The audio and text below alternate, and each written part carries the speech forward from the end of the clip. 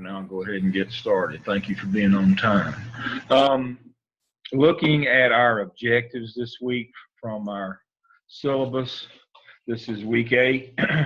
We have 3 objectives this week: leading effective teams, curriculum, and managing performance. So I have a number of documents on our weekly page. The first of which, in leading effective teams, of course, is SMART goals. I've also got the old DeFore PLC materials on here. It'd be a good idea to relook at those again. And specifically, I've got a Richard DeFore charge session that he did later on. And in that charge session, he speaks to the ability of school leaders to be able to manage multiple PLCs. And so that will be a good one. So we'll start out with SMART goals tonight. Let's see. I've got that one already loaded and in the hopper here. I know that y'all covered this extensively in Mels 604 in the curriculum class, unless you were an add-on student who didn't have that class, and that's why I wanted to make sure that I pointed this one out again. Not everybody had this in 604, and so if you didn't have 604, one of the main components of that 604 class was covering SMART goals, what they are, how to use them, and how to write them. SMART goals are specific, strategic, measurable, attainable, results-oriented, and time-bound. They're like an action plan. And so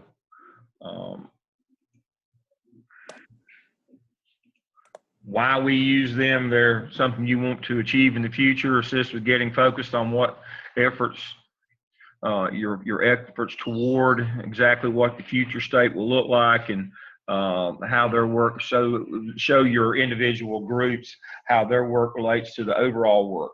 So basically what you do is when you set up and run PLCs, the 4 talks about how to set up an individual PLC, and then how you set up and run multiple PLCs. And this is the tool that you use to run your multiple PLCs. You take, and each of your PLCs has SMART goals. And then you put all those together, and those basically become your school improvement plan. I won't go through each of these slides. I do want to speak to this one, how to write SMART goals, identify the big, hairy, audacious, critical few goals that need to be worked on.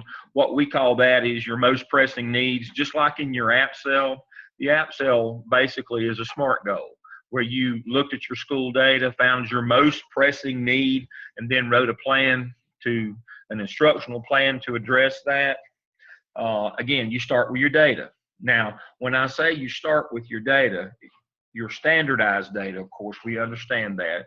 If it's elementary, we're talking about DIBEL data or M-class.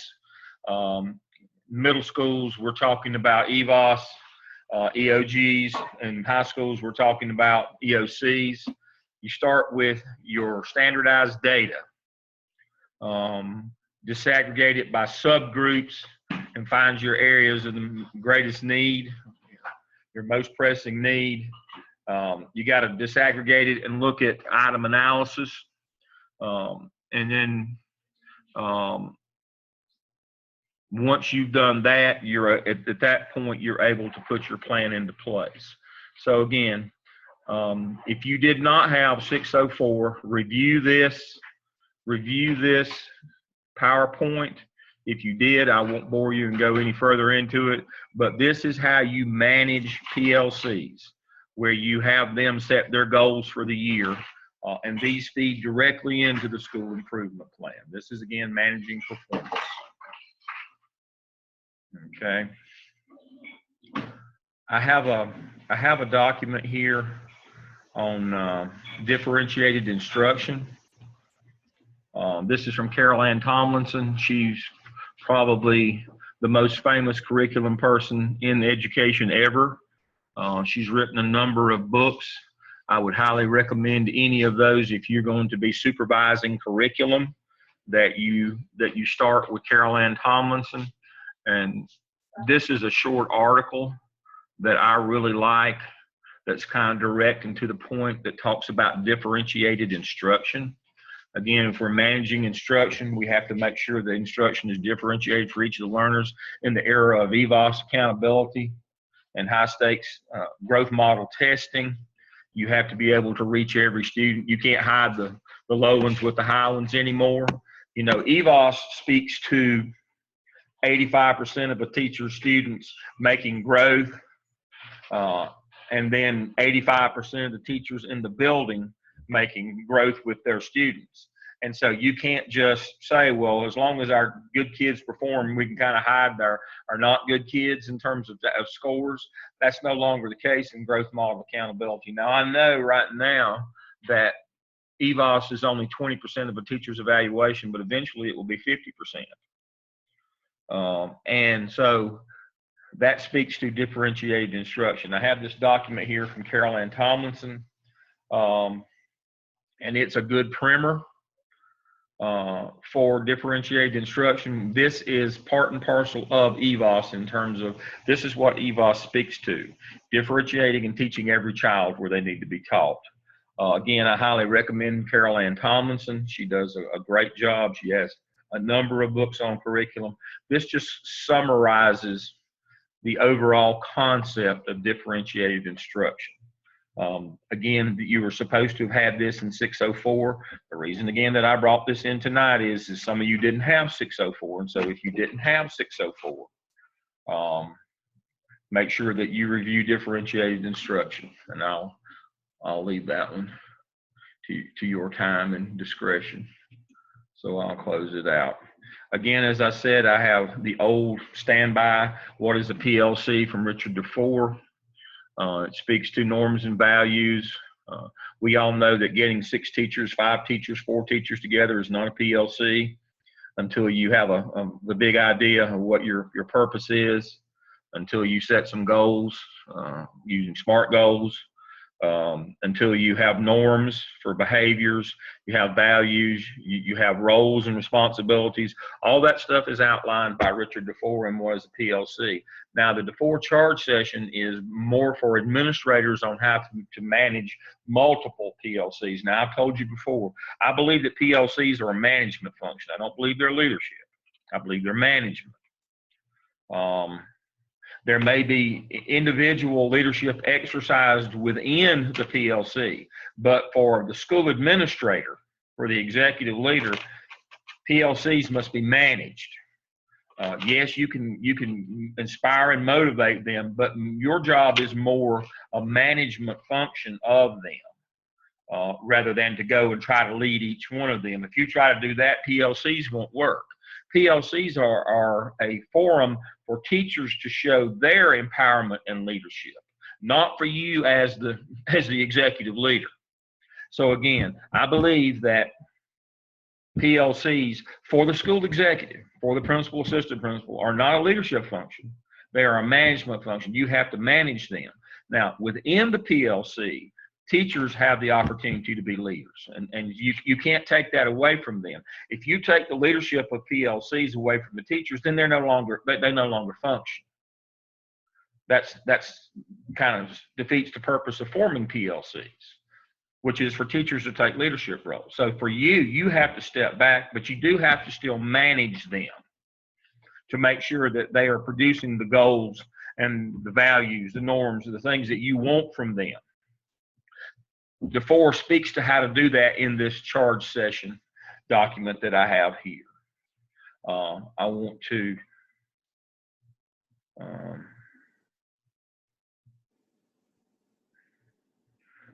to see if I'll let you pull that one up, but let me see if it will open here tonight.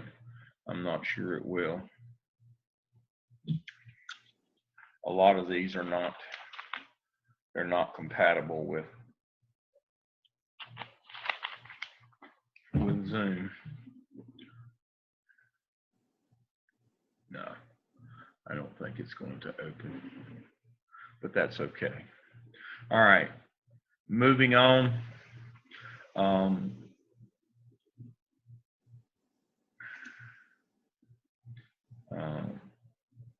Under curriculum, I have another document for us here. And it's, should the curriculum be standardized for all? What I generally tell school-based administrators is this is above your pay grade. Somebody, the superintendent, the school board, the state will determine what you're going to teach. Your role as a school administrator is how it's taught, is delivery. All curriculum is content and process. That goes back to that Tomlinson document that I just spoke to. Principals should not get into the argument of whether Common Core is good or bad or indifferent. Your job is to make sure that whatever the content is, that it's delivered effectively using differentiated instruction. Let me say that again. The role of the school executive at the building level is to make sure that whatever the content is, whether it be Common Core or otherwise, that it be delivered effectively by teachers in PLCs using differentiated instruction. I've just summarized the whole 604 course for you. That's the whole notion of curriculum from a leadership perspective.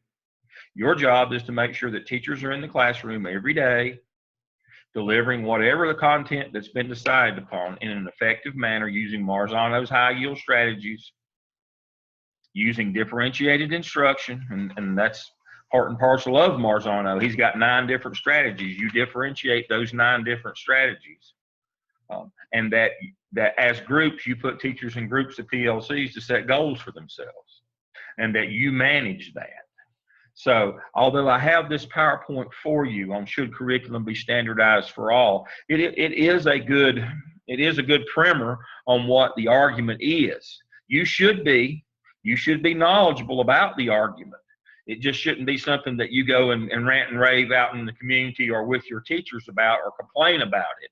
You should be informed, and that's why I've included it here. This kind of encapsulates the entire argument for and against standardized curriculum. You should be knowledgeable of that argument.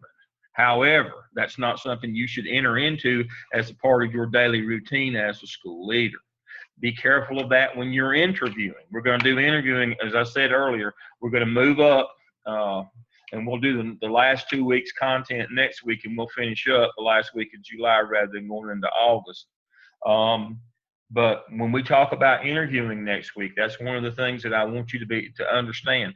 Avoid these kind of, you can speak intelligently to the argument, but you need to make it clear that this would not be something that you would engage in on a regular basis with your faculty, because this becomes one of the rings of hell that you can't get out of, because some people believe strongly for it and some believe strongly against it on your own faculties, and this argument in terms of the faculty, it goes nowhere good.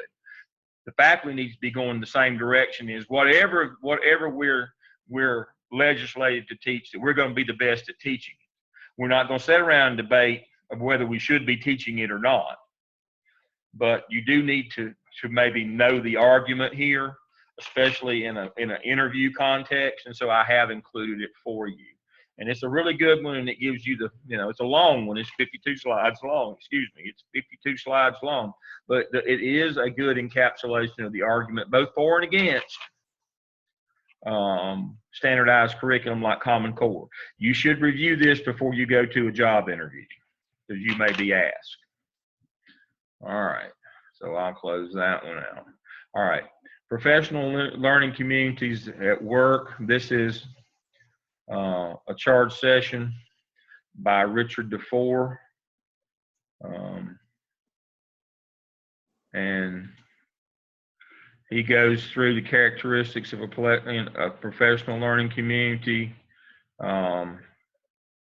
All students learn versus all students are taught. That's what I was talking about before in the era of growth model accountability. you're responsible that all kids learn. You can't hide the low performers with the high performers like you can in comparative accountability. In comparative accountability, all we looked at is how your school did as a whole. Growth model accountability looks at how individual students do, and you're held accountable that all students learn. And that's why you want to use PLCs and SMART goals.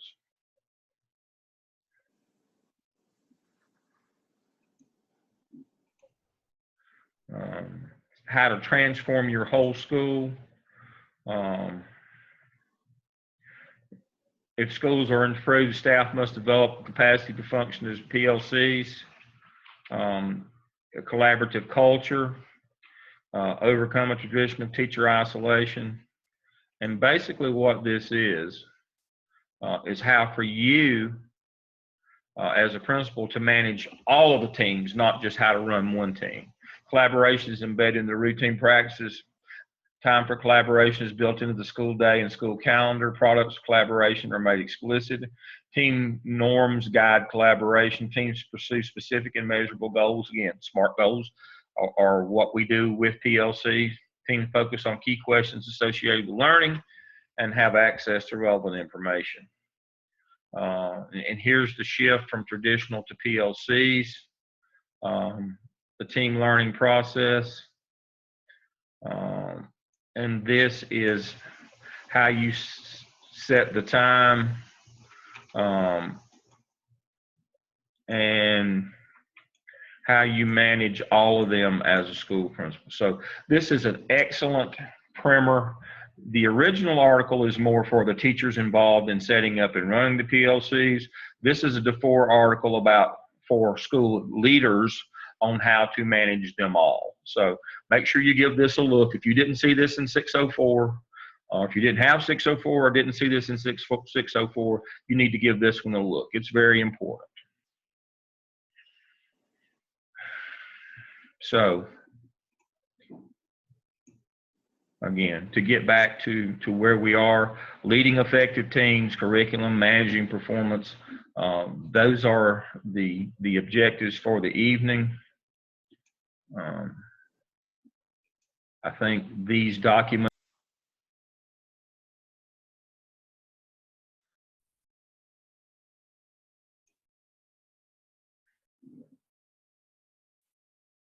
I hope everybody's still with me. There's a storm up here as usual, and I'm going to try to get off here pretty quickly because let's see, share screen. There we go. Because I'm going to get knocked offline here just in a few minutes, I'm afraid. All right, so the last thing I want to talk to you about is 21st century skills. As a result of forming PLCs, addressing differentiated instruction for every student, differentiating high yield strategies as a result of PLCs being our management function, and setting SMART goals, all of those things in the end, we're doing that all within the 21st century skills framework. You all know what that is. And then at the end, the outcome, the outcome of everything that we've talked about tonight, of all these concepts, are future ready students. Future ready students is North Carolina's vision of what a child is supposed to look like once we get through with it. Once we put him through this or her through this process, they are supposed to be a future ready student. If you've not seen that, if you didn't see that in 604, you need to look at this one. Again, I'm not sure it's going to open tonight. We'll see if it will come up here in a second. But future ready is not in addition to 21st century skills. What future ready is what happens as a result of 21st century skills, what a student is supposed to look like. And so here's what it says. Every student, North Carolina Public Schools will produce globally competitive students, and it defines what that means. Every student excels in rigorous and relevant core curriculum that reflects what students need to know. Includes a mastery of languages, appreciation of the arts, and competencies in the use of technology. Every student's achievement is measured with an assessment system that informs instruction and evaluates knowledge, skills, and performance. So again, it goes back to EVOS, every student. We're not doing that old comparative accountability anymore, where the good ones hide the bad ones. Every student's achievement. That's why we're going to EVOS. Enrolled in a course of study that prepared them to stay ahead of the international competition. So if you have not seen what North Carolina believes students should look like as a result of their 21st century education, you need to look at this document. And I have it here. Hopefully you covered this in 604, but if you didn't, this is what 21st century skills instruction is supposed to look like in the finished product. So for the evening, we've looked at SMART goals, we've looked at differentiated instruction, we've looked at standardized curriculum, we've looked at PLCs, we've looked at 21st century skills. What the purpose of tonight's rant, I guess, for lack of a better term, is that I need for you to understand that from a leadership perspective, they're all part and parcel of one thing. They're all interrelated. They're basically what you do to monitor instruction as the school leader. You don't teach these students.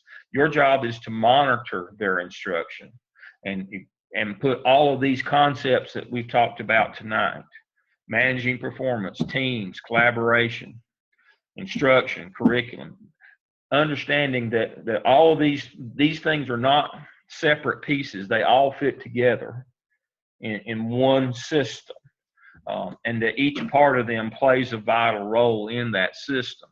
And if you will look at the things that I have on our week 8 board tonight, if you can look at those things and understand them, you will have a tremendously good, in my opinion, grasp of what your job is as a school leader in terms of curriculum. Let me say that again. If you can look at the documents that I have on our board tonight, I believe it summarizes 604, the curriculum semester that you had. And I believe that if you can put all these things, if you can accommodate all of these things together and understand how the system that they work under, you will have a very good overall grasp of your role as an instructional leader. Just these documents here. As always, I try to find things that are relevant and that are real, and as direct and to the point as I can find to explain to you what to expect and what your job is going to be when you get your job. I believe this encapsulates the entire instructional supervision piece for a school executive leader. Again, just my opinion, but I think if you know these things and how they work together, you can impress somebody in an interview and you can do the job once you get it. So next week, looking at what we will do next week on the final week in July, which will be the 26th, we'll look at a little disciplinary data reporting. We want to make sure that we kind of finish with that. For some reason, students don't realize that more than likely when you get your AP job, this is going to be your primary role is to process discipline.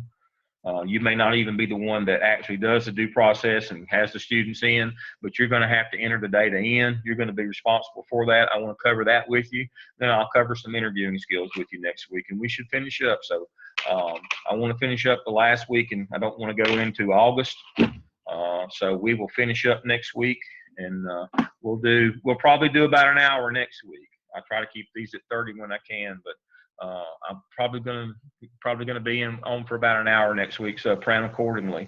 If any of you watch this week that aren't with me tonight, this one, if you hadn't been to one lately, this is the one to come to, or at least to watch the one for next week, because I'm going to talk about the 4 types of interviews that you'll be subjected to in the process to get in the assistant principalship. And it's not going to be theoretical stuff. It's real stuff that you're going to be subjected to. So I think it'll be worth your time next week.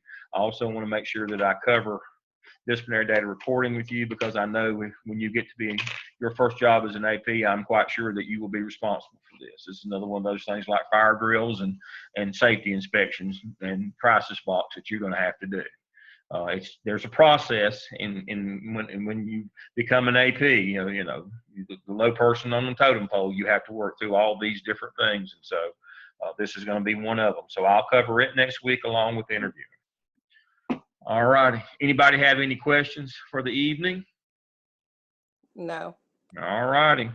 I think our deadline for everything is coming up on the 23rd, maybe. I think that's about right. So make sure that, make sure to double check your task stream portfolio to make sure everything's in there. And I'm starting to look at points for,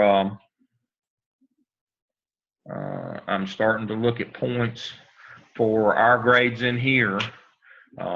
If you don't have 1,000 points, you need to get in there and get hopping on some of your activities. I think everybody but one has got their points done. So to get their A this semester. So if you don't have your 1,000 points, get in there and do a little more work.